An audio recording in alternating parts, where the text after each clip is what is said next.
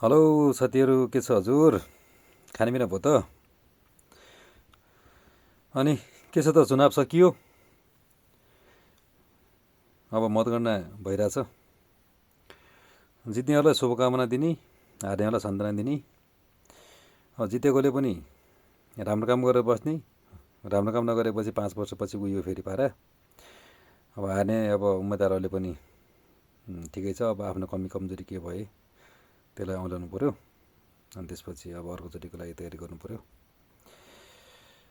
अनि अब जितेको पार्टीको मान्छेहरूले पनि धेरै के भन्छ माथिने काम नगरौँ। हारेको साथीहरूले पनि आत्तिने काम कसैले नगर्नु होला। किनभने जितेकोले राम्रो काम गर्यो भने स्याबासी दिने हो, नराम्रो काम गरेपछि चाहे जोसुकै होस् तपाईँ हामीले खबरदारी गर्नुपर्छ। चाहे आफ्नो पार्टीको होस्, चाहे अर्काको पार्टीको होस्, केन्द्रमा होस् अथवा आफ्नो ठाउँमा होस्, सबैजना खुसी रहनुहोस्। धन्यवाद।